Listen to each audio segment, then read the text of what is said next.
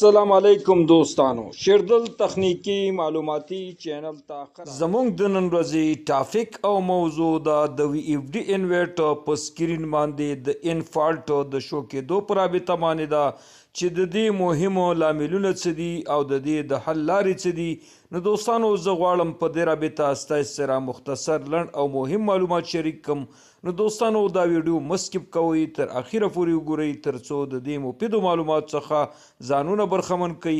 نو دوستانو راځو ټاپک او موضوع ته. دوستانو کله چې د وی اف ډي انورټر په سکرین باندې د ان فالټ شو شي نو د دې د فیکټري د سیټینګ رننګ ټایم ساعتونه پوره شي. عموما د وی اف ډي انورټر د رننګ ټایم ساعتونه چې دي دا عبارت دي د 15,500 څخه.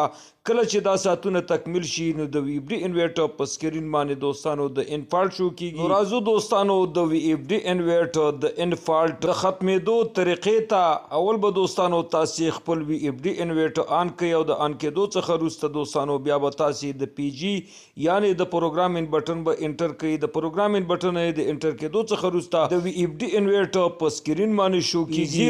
د پی 0 د شو کېدو څخه وروسته د سټپ اپ یا د سټپ ډاون ایرو بټن به دوستانو پریس کړئ او ور به شي پی ای پارامټر ته. کله چې دوستانو د وی اف ډي انورټر په سکرین باندې پی ای شو شي د پی ای د شو کېدو څخه وروسته تاسو به دوستانو د ډاټا بټن انټر کړئ.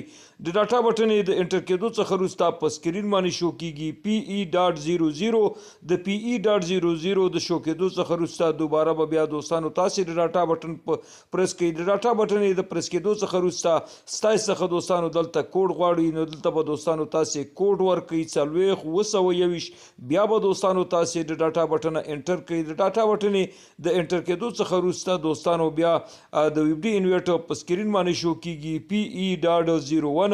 د پی ای ډاټ 01 د شو کېدو څخه وروسته دوباره به تاسو دوستانو د سټپ اپ یا د سټپ ډاون ایرو بټن به پریس کړئ او ور به شي دوستانو پی ای ډاټ 12 ته. د پی ای ډاټ 12 د شو کېدو څخه وروسته دلته به دوستانو دوباره تاسو د ډاټا بټن انټر کړئ. کله چې دوستانو تاسو د ډاټا بټن انټر کړئ د ډاټا بټن د انټر کېدو څخه وروسته د وی اف ډي انورټر په سکرین باندې شو کیږي. د وی اف ډي انورټر د رننګ یعنی چلیدو ساعتونه چې څومره تاسو وی اف ډي انورټر چلیدلی وي هماغومره ساعتونه تاسو د وی اف ډي انورټر په سکرین باندې شو کیږي چې دغه د رننګ ساعتونه عبارت دي د 15,500 څخه. دلته به دوستانو تاسو د شیپ بټن په واسطه باندې دغه ټول 15,500 دا به ټول تاسو صفرونه انتخاب کړئ او د صفرونو د انتخاب او څخه وروسته بیا به دوباره دوستانو تاسو د ډاټا بټن انټر کړئ. د ډاټا بټن د انټر کېدو څخه وروسته بیا به دوستانو تاسو د پروګرام څخه وځئ او دوباره به تاسو خپل وی اف ډي انورټر آن کړئ. که چیرې دوستانو تاسو وی اف ډي انورټر په نورمال ډول باندې سٹارټ شو نو تاسو د وی اف ډي انورټر فالټ ختم شو. که چیرې ختم نشي دوستانو او دوباره تاسو د وی اف ډي انورټر په سکرین باندې د ان فالټ شو شي نو دوستانو دلته تاسو ته پکار دی چې دا سرویس سنټر ته یوسئ یعنی د وی اف ډي انورټر د ریپیرینګ مسلکی استاد ته یوسئ ترڅو تاسو وی اف ډي انورټر په مکمله توګه باندې سافټویر وکړي. او که چیرې دوستانو د سافټویر سہولیت نه موجود نو په دې صورت کې به دوستانو تاسو خپل وی اف ډي انورټر خلاص کړئ. د دې په داخل کې میموري آی سی د دوستانو چې دا د رننګ ساعتونه سٹور کوي د ځان سره چې څومره وی اف ډي انورټر وچلیږي او هغه ساعتونه په دې کې سٹور کیږي. نو دغه میموري آی سی چې د دوستانو دا به تر لري کوي او د دې په ځای به دوستانو تاسو د تابله میموري آی سی ولګوئ. د میموري آی سی د لګولو څخه وروسته به تاسو دوستانو خپل وی اف ډي انورټر په نورمال ډول باندې سٹارټ کړئ. تاسو د وی اف ډي انورټر په سکرین باندې به د ان فالټ نشو کیږي او تاسو وی اف ډي انورټر به په نورمال ډول باندې چلیږي.